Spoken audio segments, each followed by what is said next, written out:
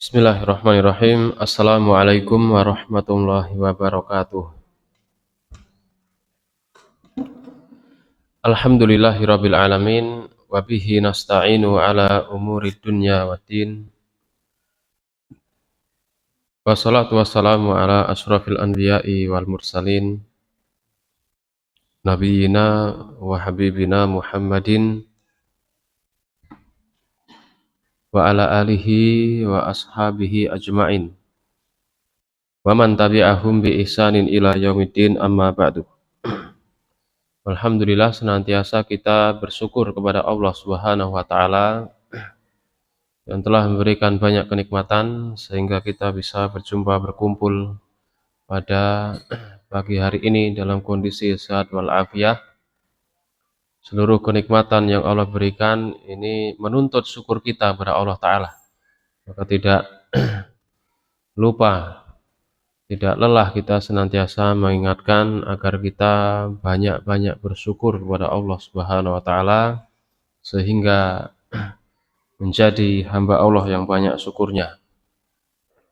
Yang kedua, salawat dan salam semoga tetap tercurahkan, terlimpahkan kepada baginda yang mulia Nabi Muhammad sallallahu alaihi wasallam beserta keluarga beliau, sahabat beliau, dan juga seluruh kaum muslimin wal muslimat yang mengikuti agama beliau, sunnah beliau dengan baik sampai hari kiamat kelak, dan semoga kita semua juga termasuk di dalamnya. Amin. Para jamaah rahimani wa rahimakumullah, semoga Allah taala senantiasa merahmati kita. Kita lanjutkan pembahasan kitab Ashrun Yajri Thawabuha Ba'dal Mamat. Amalan-amalan yang 10 yang pahalanya terus mengalir kepada pelakunya selama hidup maupun setelah meninggal dunia. Kita lanjutkan poin yang kelima, atau amal yang kelima adalah binaul masajid, membangun masjid. Qala Syekh Abdul Razzaq hafizahullahu taala, faqad taqaddama fi hadithi Anas bin Malik wa Abi Hurairah radhiyallahu anhuma. Sebagaimana telah berlalu dalam hadis Anas bin Malik dan juga hadis Abu Hurairah di muqaddimah yang sudah kita baca, qaulu Rasulillah sallallahu alaihi wasallam, ada sabda Rasul alaihi salatu wasallam, aubana masjidan, termasuk amal yang mengalir pahalanya selama seorang masih hidup maupun setelah meninggal dunia adalah membangun masjid. Membangun masjid. Fal masajidu hiya ahabbu al-biqa'i ilallahi ta'ala. Masjid adalah sepetak tanah yang paling dicintai oleh Allah Subhanahu wa taala. Dalam hadis yang lain yang mirip juga seperti itu lafadznya. Tanah bumi yang paling dicintai oleh Allah Subhanahu wa taala adalah masjidnya. Padahal di muka bumi tentu banyak sekali bangunan-bangunan yang lainnya. Bangunan yang mulia. Baik itu berupa madrasah, tempat sekolah, tempat pendidikan gitu ya. Mungkin TPQ dan lain sebagainya. Tapi yang paling dicintai oleh Allah Subhanahu wa taala adalah masjid. Yang paling dicintai oleh Allah adalah masjid. Di dalamnya ya fokusnya banyaknya adalah untuk beribadah kepada Allah Subhanahu wa taala. Rukuk, sujud kaum muslimin wal muslimat di sana. Bahkan tempat menuntut ilmu. Alangkah banyak para ulama yang mereka menjadi orang-orang yang berilmu, menjadi orang-orang yang besar, berangkat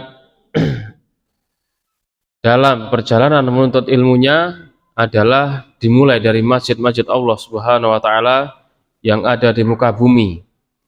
Maka seorang dia hendaknya juga memiliki perhatian yang besar dalam hal ini. Ini membangun masjid.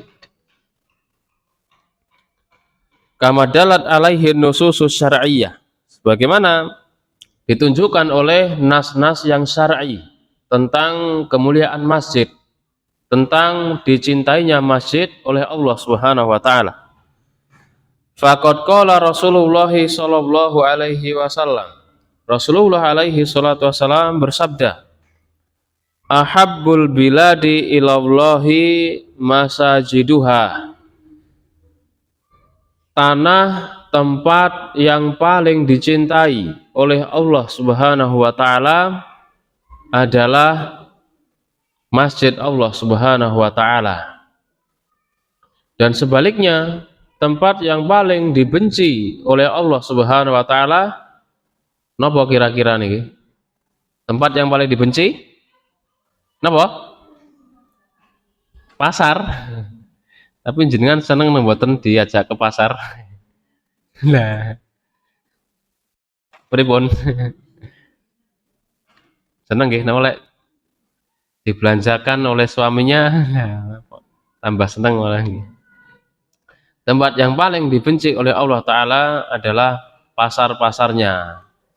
Secara umum karena memang pasar ini banyak sekali ya praktek-praktek ya, perdagangan yang tidak benar gitu ya. Dan juga secara umum orang kalau di pasar itu dia lalai dari berzikir kepada Allah Subhanahu wa taala.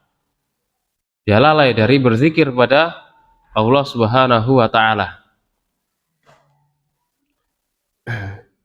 Maka di tempat-tempat seperti itu justru ya kalau bisa itu kita malah memperbanyak berzikir kepada Allah Subhanahu wa taala.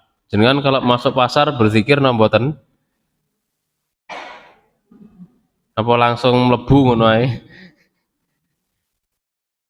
Pertama berambang, kedua wortel,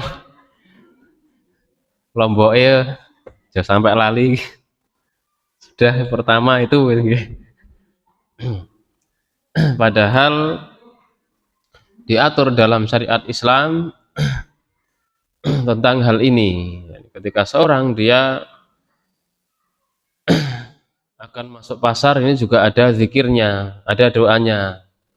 Siapa yang tahu atau hafal zikirnya coba? Apa zikirnya?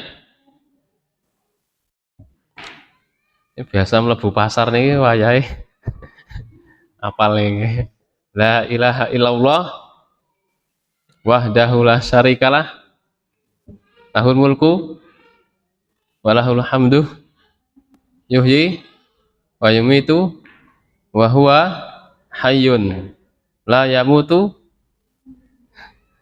biadil khair wa huwa ala kulli syai'in qadir. Barang siapa yang dia masuk pasar kemudian membaca doa ini maka dapat pahala yang sangat besar sekali. Maka ini diperhatikan ini. Maka sebenarnya ibu-ibu ini berpotensi mendapatkan pahala yang sangat besar sekali ketika masuk pasar. Dan tentu sesuai kebutuhannya gitu ya, sesuai dengan kebutuhannya. Ya jangan jangan bolak-balik masuk pasar juga gitu ya.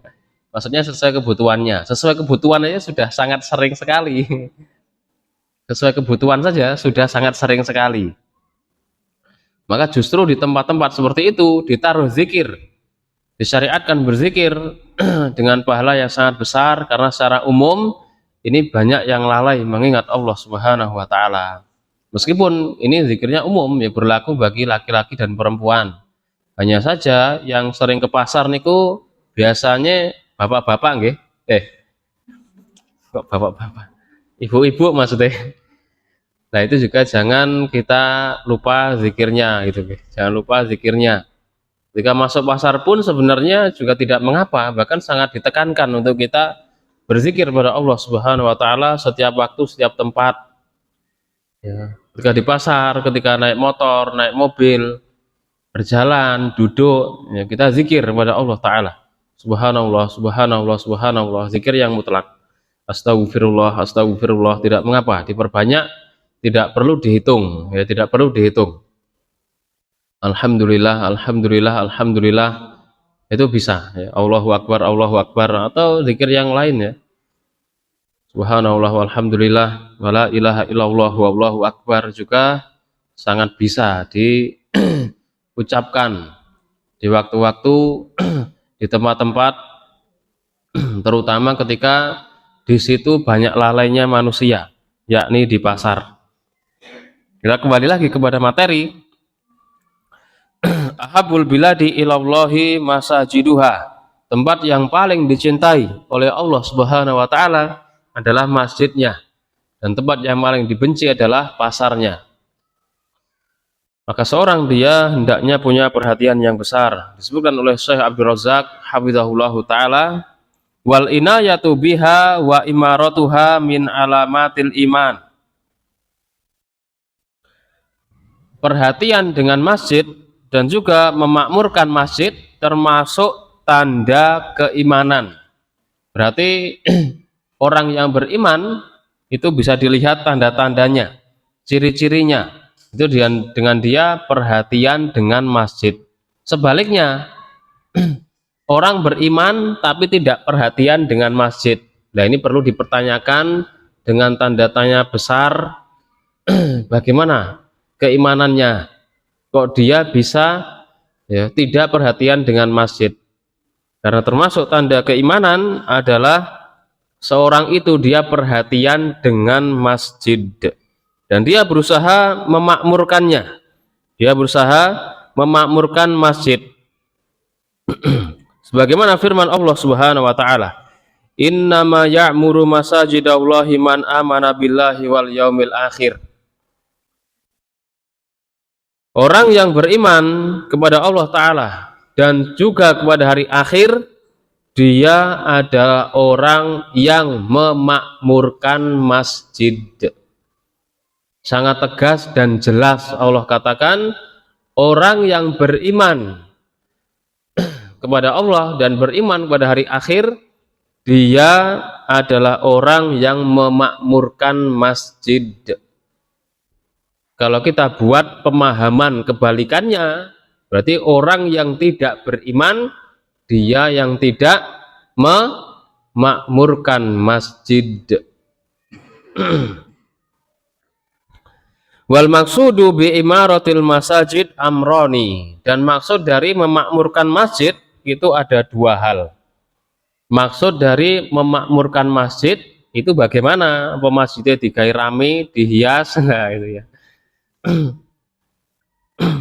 Yang pertama adalah al-imaratul hissiyah, memakmurkan secara lahiriah gitu ya. Memakmurkan secara lahiriah. Maksudnya adalah wadzalika bibina'il masajid, dengan seorang bangun masjid, wasiyanatiha, dan merawatnya, wa tausi'iha, dan memperluasnya dan memperluaskannya, memperluas masjid, wa tarmimiha, dan memperbaiki masjid tersebut, wa tahyiati marafiqiha, dan menyediakan fasilitas masjidnya, ya, menambahkan mikrofonnya, mungkin menambahkan soundnya, menambahkan yang lain, ya, kotak amal, mungkin CCTV, wifi, dan lain sebagainya yang zaman sekarang memang dibutuhkan gitu ya. Wa ghairi dzalika, dan yang lainnya, yang membelikan sapu, pel, ya, super pelnya, dan lain sebagainya. Itu bentuk memakmurkan masjid secara lahiriah, ya, secara lahiriah, secara fisiknya. Orang bangun masjid sama dengan memakmurkan masjid. Ya, orang dia menyapu lantainya masjid, mengepel masjid, berarti dia juga memakmurkan masjid. Ini secara lahiriah, yakni zahir fisik masjidnya itu dibangun, dirawat, diperbaiki, dicat, dan yang semisalnya sangat banyak sekali ini ya. Pokoknya yang berkaitan dengan fisik bangunan masjidnya. Masjidnya diperluas, diperbaiki, ya, mungkin dicat ulang dan yang semisalnya.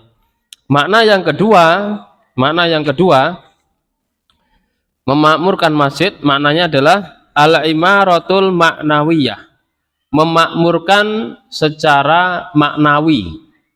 Kalau yang pertama memakmurkan secara lahiriah atau fisiknya, yang kedua memakmurkan masjid itu secara maknawi. Bagaimana memakmurkan masjid secara maknawi? Jawabnya adalah dengan wadzalika biiqamatis sholati, dengan seorang mendirikan sholat di masjid, wa qiraatil qur'ani, dan seorang baca Quran di masjid, wa ihya'i majalisi dzikri wal ilmi, dan orang yang dia menghidupkan majelis ilmu. Masjid ya, dibuat kegiatan belajar baca tulis Al-Quran, masjidnya digunakan untuk mengadakan kajian ilmiah, itu juga bentuk memakmurkan masjid ya, kan beda nggih yang pertama sama kedua.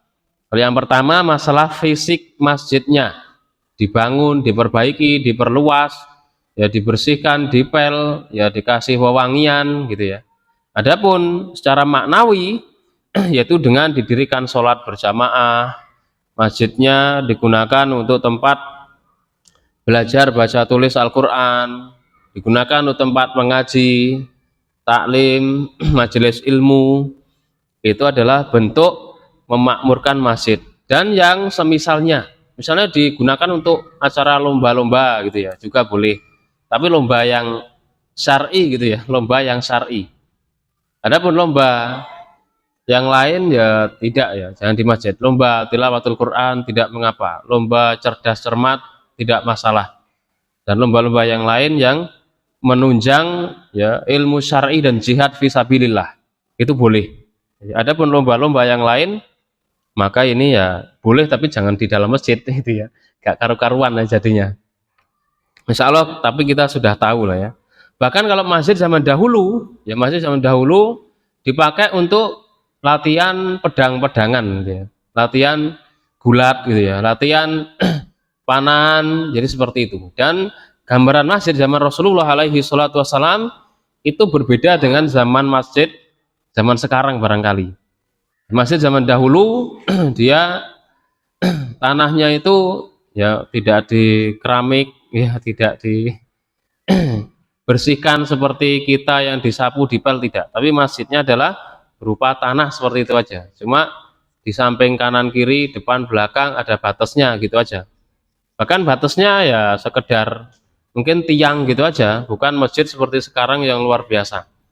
Jadi ada orang yang mereka sholat itu, ada yang pakai sandal, ada yang melepas sandal, ada yang pakai sepatu, maka itu dibolehkan dalam Islam. Ya sholat pakai sandal, boleh nomboten? Boleh nomboten? Boleh. Sholat pakai sepatu, angsal nomboten? Angsal. Jenengan pun pernah praktek napa dereng? Lah niki. Tidak mengapa, hanya saja yang perlu diperhatikan, sholat di masjid pakai sandal boleh, sholat di masjid pakai sepatu boleh, tapi khusus di masjid yang memang disiapkan seperti itu. Jenengan jangan keluar dari sini tiba-tiba masuk masjid nggak sandal kan, nggak sepatu, ya nanti takmirnya ya mencak-mencak gitu. Nah, karena masjid di kita sekarang ini secara umum disiapkan masjid yang sandal sepatunya dilepas. Di beberapa daerah itu memang disiapkan masjid yang dia pakai sandal, pakai sepatu boleh gitu ya, boleh. Jadi seperti itu dibolehkan. Tapi kalau di Indonesia secara umum, wallahu alam, saya sendiri juga belum menjumpai ada masjid yang dia itu disiapkan boleh pakai sandal, pakai sepatu. Adapun pakai khuf, pakai khuf, sepatu kulit ya, kayak sepatu tapi lentur gitu ya, kulit. Kalau dia bersih maka tidak mengapa di dalam masjid yang seperti itu. Karena itu kayak khuf itu jadinya kayak kaos kaki sebenarnya. Khuf itu kayak kaos kaki. Jadi insya Allah boleh. Yang seperti itu saya pernah menjumpai orang yang dia memang sudah tua, sepuh gitu ya. Mungkin khawatir masuk angin atau kedinginan, mungkin dia kondisi kurang bagus karena waktu itu kondisi Ramadan dan kegiatannya adalah kegiatan i'tikaf. Jadi beliau senantiasa memakai sepatu khuf atau sepatu kulit, itu kayak kaos kaki, jadi lentur gitu. Itu tidak mengapa, wallahu a'lam. Adapun masjid-masjid yang lain maka ya tentu kita lepas lah ya. Kita lepas sandal sepatunya, jangan kita ya langsung masuk saja.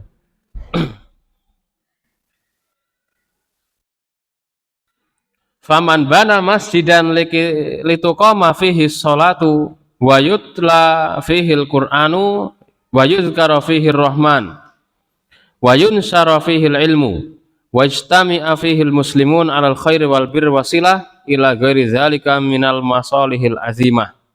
Fa ina ajra jami'i hadil a'mali sholihat wa sawabaha satarji'u liman banahu fi hayatihi wa ba'da mamatihi wa hada fadlullahi yu'tihi man yasha. Maka barang siapa yang membangun masjid, supaya di dalamnya didirikan sholat, dibacakan Al-Quranul Karim, masjidnya bisa dipakai membaca Quran, dan bisa orang berzikir di dalamnya, dan bisa digunakan untuk menyebarkan ilmu, mengadakan majelis taklim, dan kaum muslimun berkumpul di dalamnya dengan tujuan kebaikan, musyawarah, masalah kebaikan, ila ghairi dzalika minal masalihil azimah, dan juga selain itu untuk kepentingan maslahat yang besar. Masjid digunakan untuk rapat, ya persiapan Idul Adha, persiapan Idul Fitri, maka tidak mengapa, tidak masalah. Masjid banyak fungsinya. Sesungguhnya maka itu pahalanya ya sangat besar sekali, yang senantiasa akan terus kembali dan mengalir kepada orang yang membangunnya. Barang siapa yang bangun masjid dan masjidnya digunakan ya untuk sholat, ada orang baca Quran di situ, digunakan untuk musyawarah hal yang baik yang bermanfaat, maka orang yang membangunnya akan mendapatkan pahalanya ketika dia hidup maupun setelah dia meninggal dunia. Ini pahala yang sangat besar yang Allah berikan bagi orang yang dia membangun masjid. Tapi kan bangun masjid ini butuh dana yang banyak. Nggih napa mboten? Ya mungkin musola kecil berapa ya? Mas Abi yang tahu. Misalnya 100 juta misalnya, ya itu jadi kecil lah ya. Karena begitu. Saya kan uang 100 juta ini kapan ngumpulnya gitu ya. Ini juga dijelaskan. Wa sahha aidzan 'anin nabiyyi sallallahu alaihi wasallam fadlun azimun akhar liman bana masjidan. Dan juga ada hadis yang lain yang menunjukkan karunia Allah Ta'ala yang besar bagi orang yang bangun masjid. Man bana masjidan yabtaghi bihi wajhallah banallahu lahu baitan fil jannah.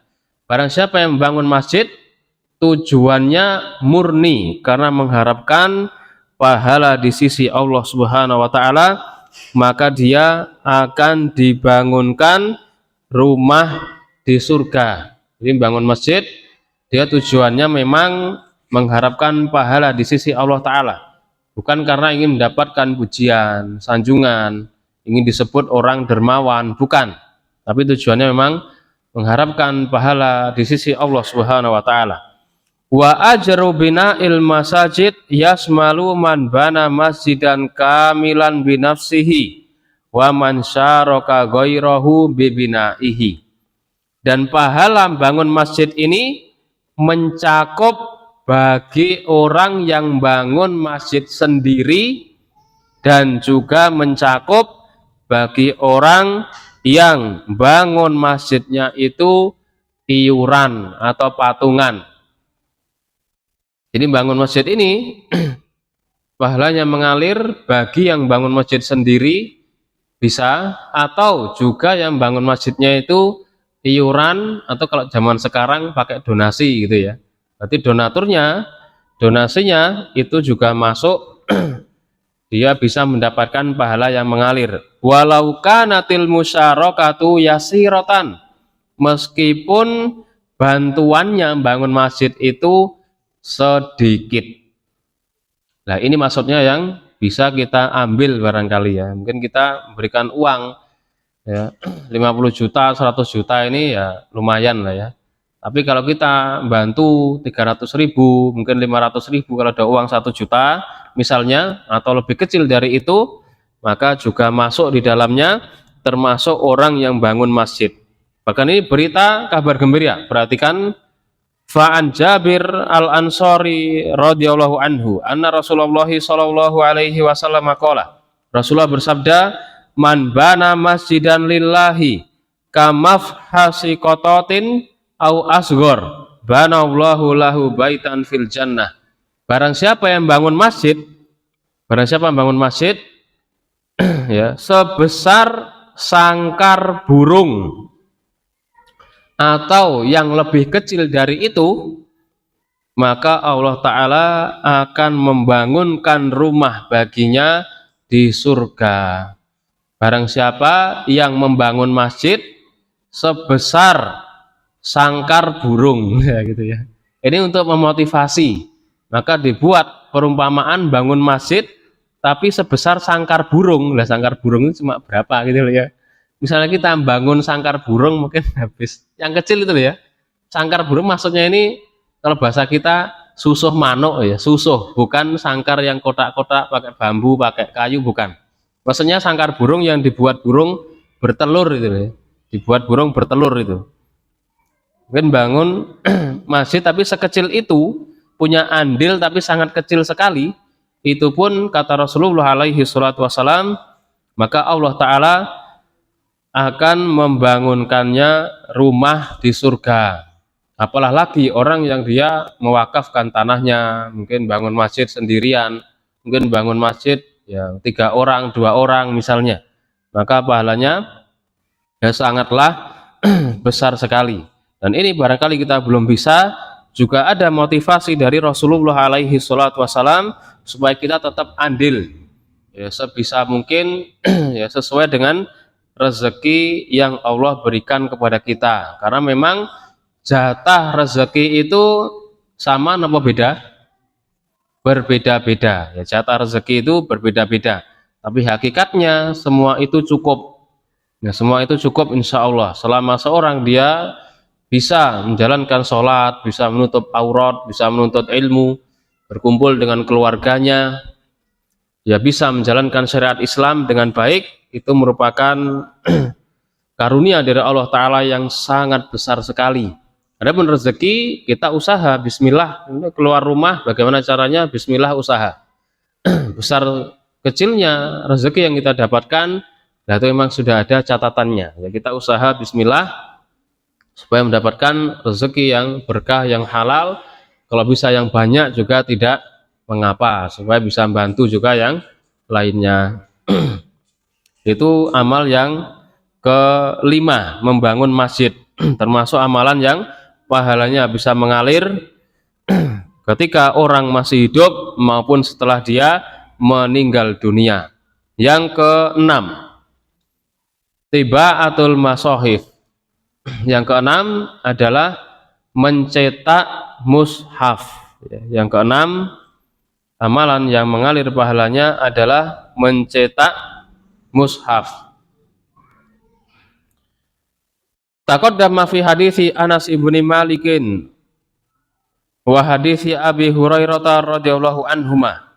Dan juga ini telah datang dalam hadis yang sebelumnya, sabda Rasulullah alaihi salatu wassalam, awarrasa mushafan. Termasuk orang yang dia mendapatkan pahala jariah adalah orang yang mewariskan mushaf atau Al-Quran, yang mewariskan mushaf atau Al-Quran. Wa taurithul mushafi yasmalu takhlifahu lil warasati min ahlihi. Termasuk bentuk mewariskan mushaf, ya, misalnya ya, orang tua yang meninggal dunia, dia mewariskan mushafnya kepada keluarganya, liyaqra'uhu wa yantafi'u bihi, supaya mushafnya itu dibaca, supaya bisa mengambil faidah manfaat dari mushaf tersebut. Wa yasmalu aidan tiba'atal masahif wa tauzi'aha wa waqfaha fil masajid wa duaril ilmi. Termasuk mencetak mushaf adalah orang yang dia mencetak mushaf, atau dia tidak mencetak tapi dia membeli mushaf kemudian membagikannya, atau dia yang mewakafkan mushaf, memberikan mushaf di masjid-masjid atau di pondok pesantren. Liyastafida minhal muslimun, agar kaum muslimun mereka bisa mengambil faidah dari mushaf yang telah diwakafkan atau dibagikan. Ini lebih simpel barangkali ya, dan juga mungkin lebih mudah. Maka dari awal saya katakan, mungkin dari 10 amalan ini minimal itu kita bisa mengamalkan satu gitu ya, yang kira-kira kita mudah, minimal. Kalau kita bisa mengamalkan 2, ya kita berusaha. Kita bisa mengamalkan 3, 4, 10 semuanya, alhamdulillah, bisa membangun sumur, bisa membangun masjid, mengalirkan air, ya, mendidik anak. Ini termasuk memberikan mushaf, ya. Maka dia luar biasa. Jadi persiapan bekal menuju akhiratnya itu gak tanggung-tanggung gitu loh ya. Benar-benar dia berusaha supaya gimana caranya nanti saya mendapatkan pahala yang terus mengalir kepada saya di alam kubur ketika kita sudah meninggal dunia dan tidak bisa beramal misalnya. Jadi kita usaha seperti itu. Yang bisa, yang mudah kita jalankan, itu berusaha kita lakukan sebaik mungkin. Dan barangkali bisa ini seperti ini, kita membeli mushaf, ya, yang kecil, yang besar, ukurannya macam-macam, itu bisa kita ya berikan ke masjid atau kita berikan ke pondok pesantren, atau bisa juga kita berikan kepada tetangga, orang-orang lain yang membutuhkan. Intinya ya supaya dibaca gitu ya. Kita berikan itu kepada orang yang dia ya mudah-mudahan dia membaca ya gitu ya. Semoga kita itu memberikan pada orang yang dia membaca. Tidak hanya mushafnya diberikan kemudian ditaruh di lemari gitu ya. Kalau ditanya ya kapan terakhir baca mushaf, sebentar tak ingat-ingat dulu lah gitu ya. Ya, ini saya masih nyari mushafnya juga belum ketemu lah gitu. Ini gimana ya terakhir bacanya kapan gitu ya. Ini juga penting diperhatikan. Makanya disebut di sini diberikan mushafnya ke masjid itu kan ya kemungkinannya insya Allah dibaca lah oleh jamaah.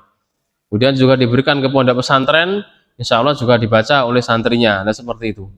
Diberikan pada orang yang membutuhkan memang ya semoga dibaca ya, seperti itu. Adapun orang-orang yang memang dia sudah punya banyak mushaf itu, mushafnya sudah 2, kalau diberikan itu nanti juga kemungkinannya nggak dibaca. Mungkin kita lebih memilih orang yang lebih membutuhkan. Dan juga setelah itu dan yang tidak kalah penting sebenarnya kita kalau sedekah mushaf di Indonesia ini sudah sangat banyak sekali. Nggih napa mboten? Dari donasi-donasi yang tersebar di flyer-flyer itu sangat banyak sekali ya, donatur yang memberikan hartanya untuk mencetak mushaf atau membeli mushaf dan membagikannya.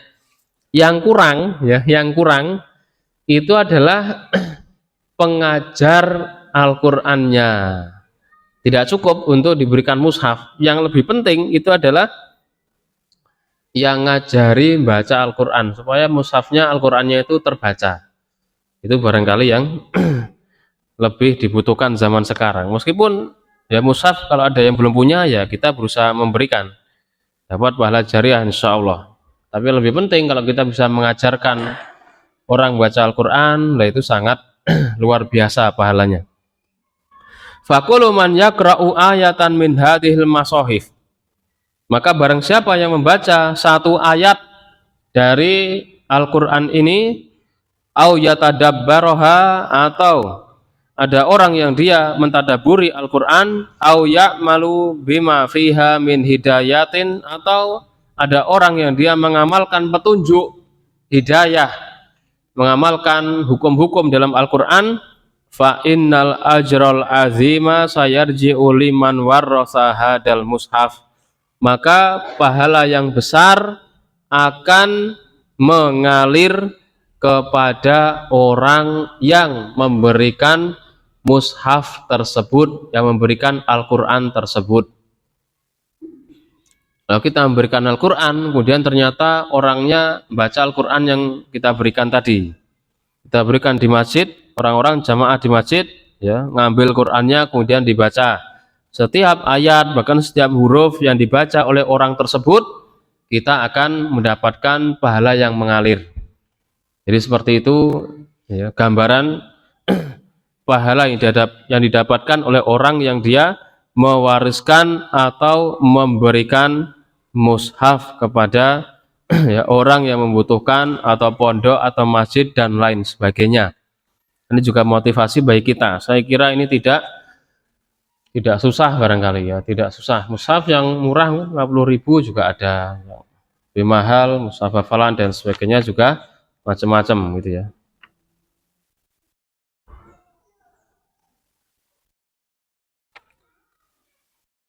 Nah, kemudian kita tambahkan satu lagi, amalan yang ketujuh, ya, amalan yang ketujuh, tarbiyatul abna'i ala sholahi, mendidik anak supaya menjadi soleh, mendidik anak supaya menjadi soleh, solihah. Wa hadzal amalu qad warada dzikruhu fi jami'i ahaditsil babil mutaqaddimah. Amalan ini, ya, telah disebutkan juga di hadis-hadis yang sebelumnya. Wa yadullu hadza ala ahammiyatihil balighah. Ini menunjukkan banyak dalil yang menyebutkan tentang pahala yang besar bagi orang yang mendidik anaknya dengan kebaikan. Ini menunjukkan bahwasanya amal ibadah ini sangat penting sekali. Sering muncul penyebutannya. Itu menunjukkan hal ini merupakan perkara yang sangat penting sekali. Fa inna tarbiyatal abna wa husna ta'dibihim, sesungguhnya mendidik anak, ya, dengan baik, mendidik adabnya, wal hirsa ala tansiatihim ala taqwa wassalah yu'addu min ahamil wajibatil lati yanbaghi alal muslimi an yar'aha.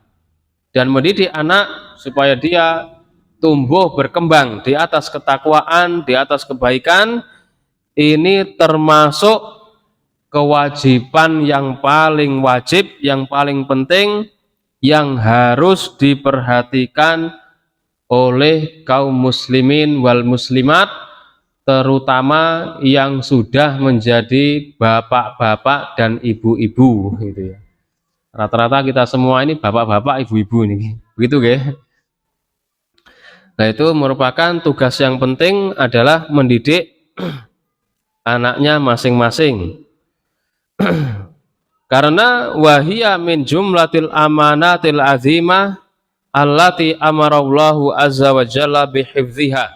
Karena mendidik anak di atas ketakwaan, dididik dengan pendidikan yang syar'i, merupakan amanah yang Allah bebankan kepada orang tua, dan agar amanah itu dijaga oleh yang diberikan amanah. Anak adalah amanah, tidak cukup dikasih makan, minum, tempat tinggal, pakaian, tidak cukup. Bahkan yang lebih besar amanahnya adalah anak itu haruslah dididik dengan pendidikan yang benar sesuai dengan tuntunan syariat Islam. Dan yang pertama kali kewajiban mendidik anak itu dibebankan kepada orang tua, bapak dan ibu, ya, ayah dan ibunya tersebut, yang dia ditugaskan pertama kali oleh Allah Subhanahu wa taala untuk mendidik anak-anaknya, putra-putrinya. Yang pertama, maka tidak sedikit para ulama yang mereka jadi ulama, jadi orang yang berilmu, ya biasanya dididik oleh orang tuanya, mungkin oleh mbahnya, oleh pakde, pakleknya, kayak gitu-gitu. Ya keluarganya memang sudah jadi ya keluarga yang bagus. Yang pertama seperti itu. Yang kedua, bagaimana kalau kondisinya rumah tangganya, suami istri, bapak ibunya mungkin dia kondisinya suami kerja, ibunya kerja, bisa jadi.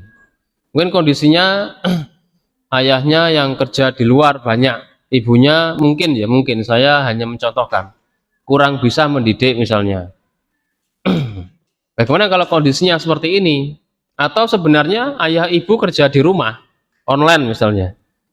Tapi ya untuk masalah mendidik ini kurang ahli lah karena bukan faknya atau bukan ahlinya.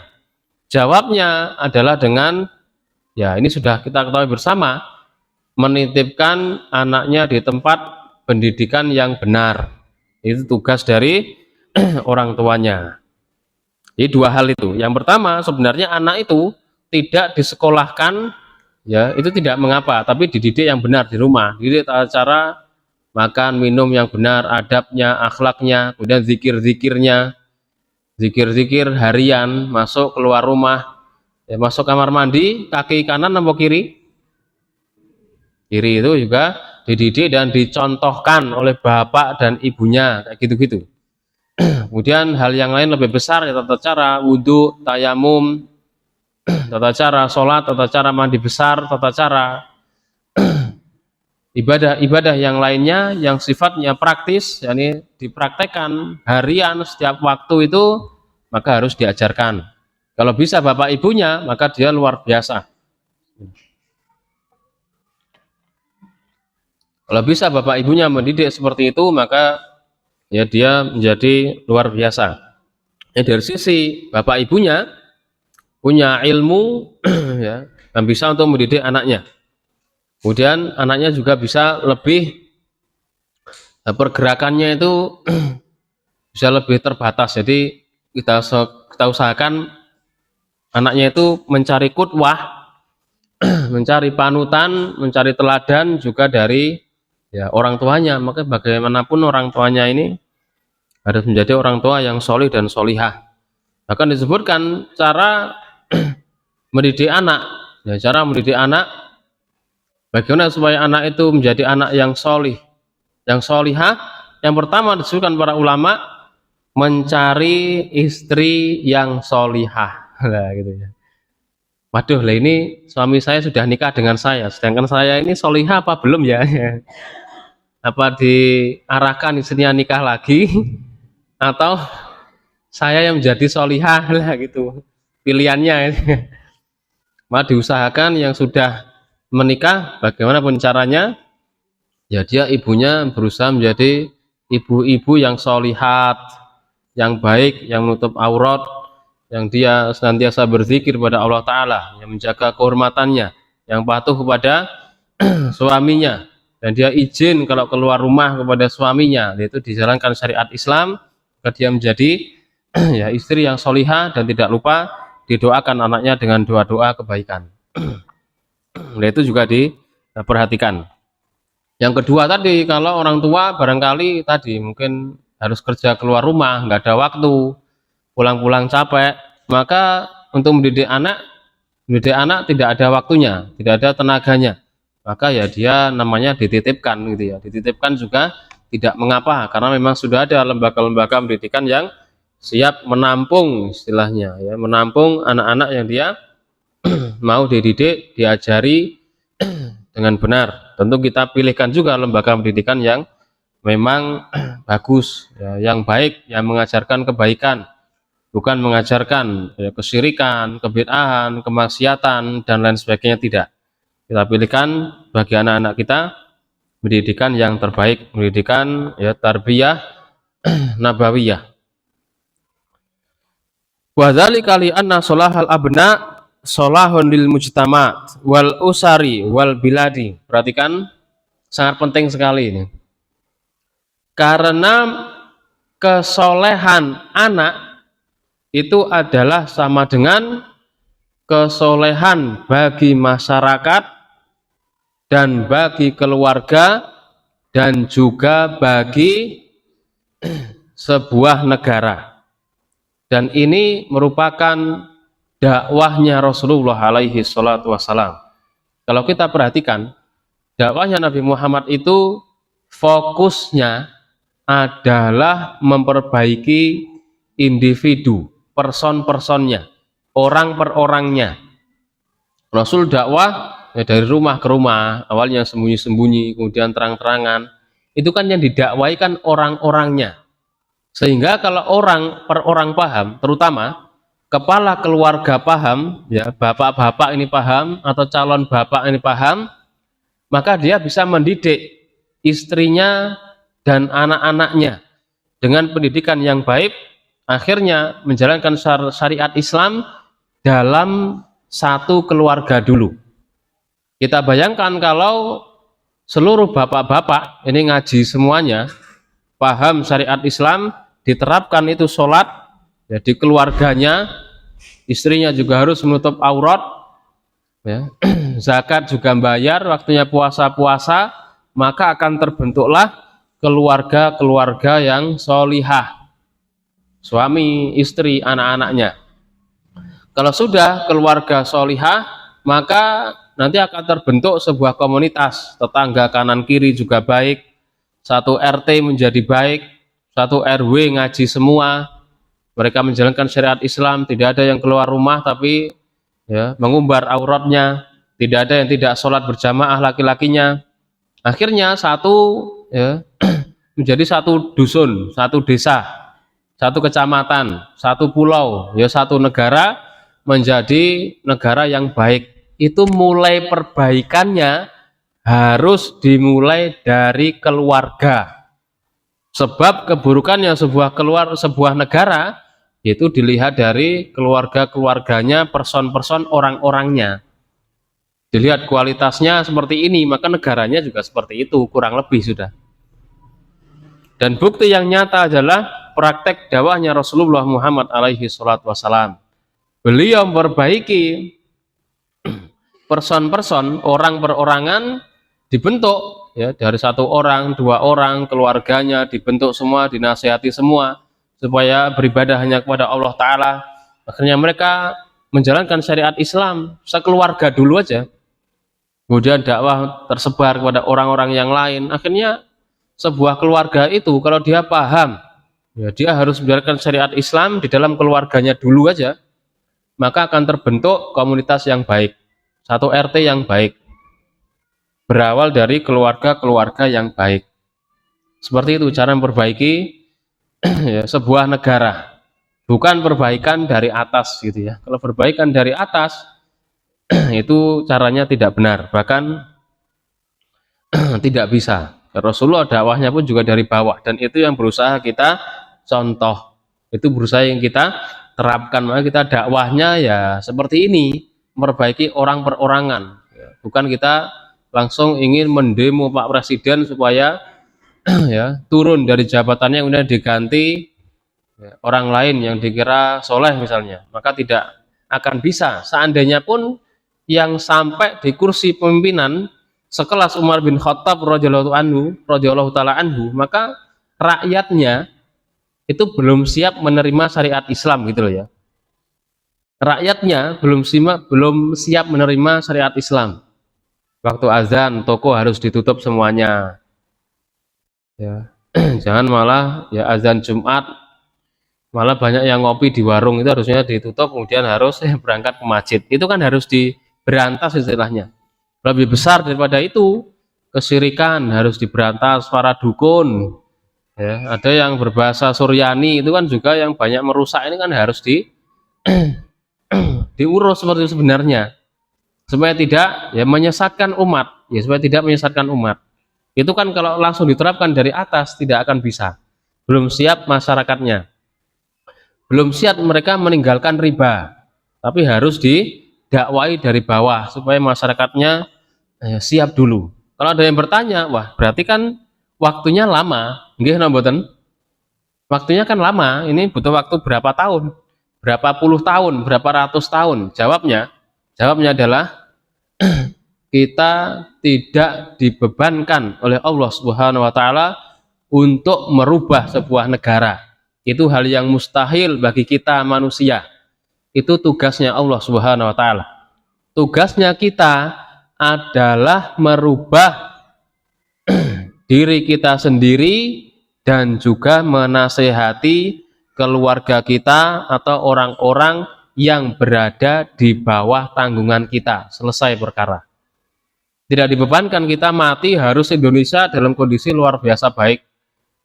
Ibadahnya, ekonominya, sosialnya, politiknya, tidak. Terlalu berat, bahkan kita nggak bisa. Tapi kita dituntut untuk mati dalam keadaan muslim, bertauhid, berakidah sahihah.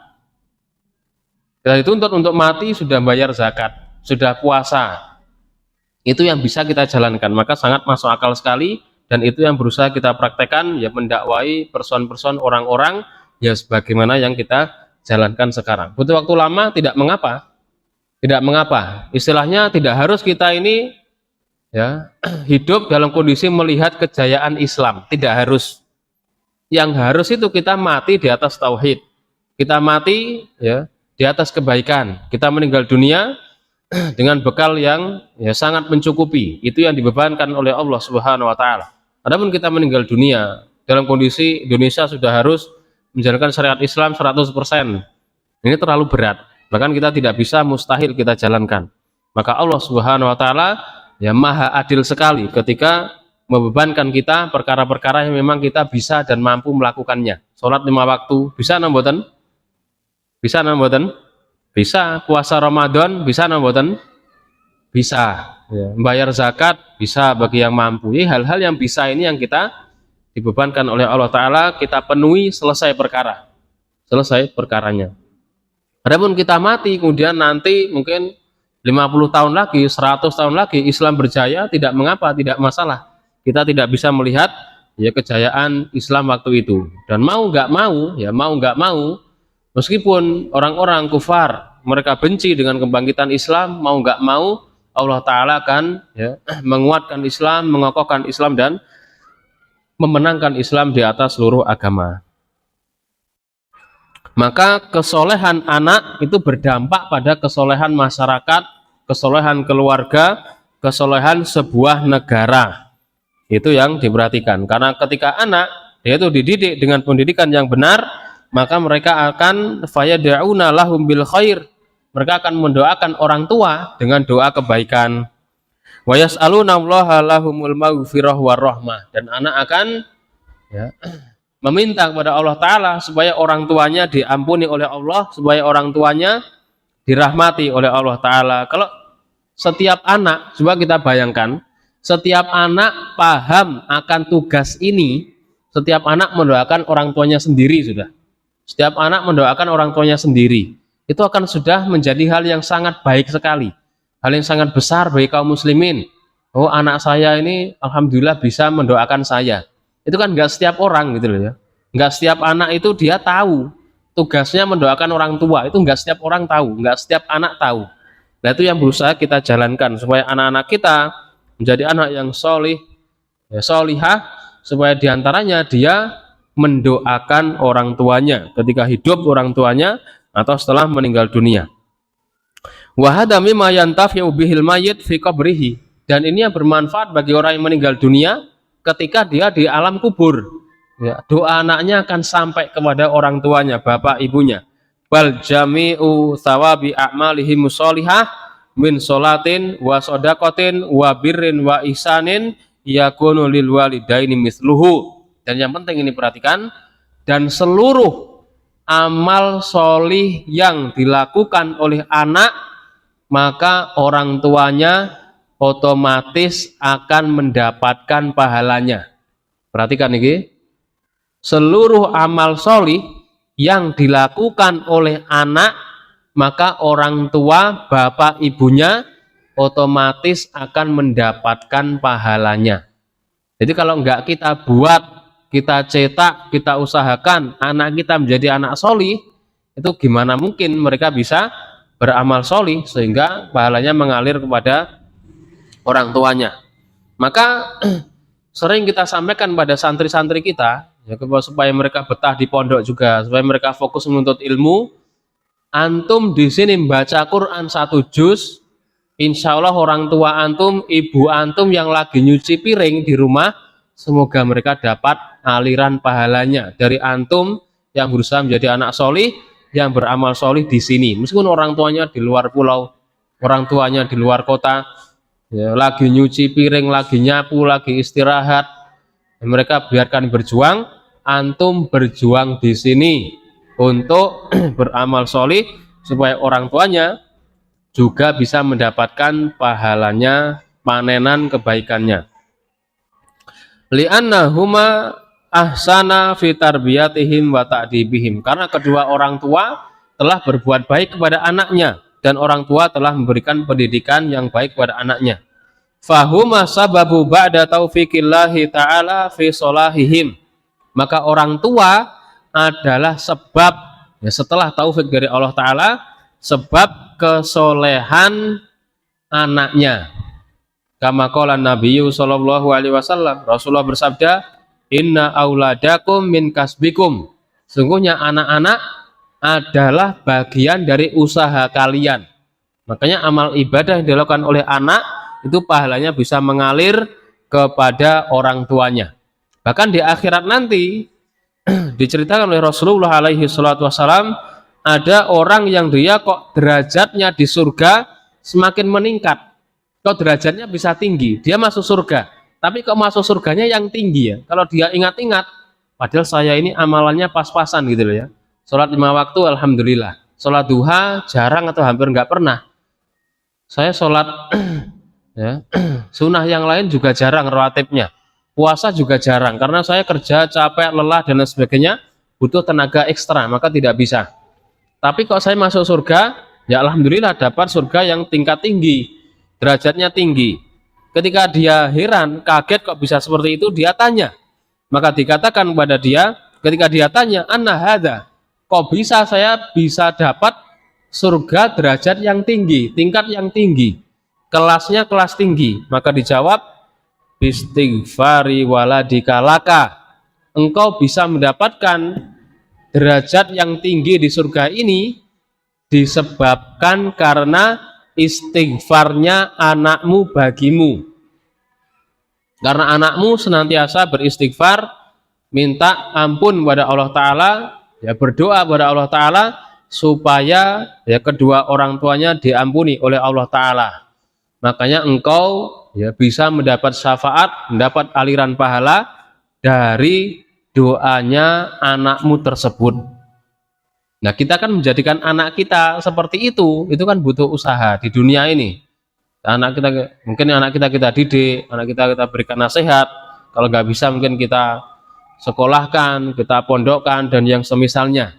Itu bisa menjadikan sebab anak kita solih, kita usahakan supaya anak kita menjadi anak-anak yang solih dan solihah sebagaimana disabdakan oleh Rasulullah alaihi salatu wassalam, dia senantiasa beristighfar, minta ampun bagi kedua orang tuanya. Insya Allah itu ya bisa kita sampaikan, kita lanjutkan pertemuan berikutnya. Semoga bermanfaat, kurang lebihnya saya mohon maaf. Aku qouli hadza wa astaghfirullah li wa lakum. Subhanakallahumma bihamdika asyhadu an la ilaha illa anta astaghfiruka wa atubu ilaik. Wassalamualaikum warahmatullahi wabarakatuh.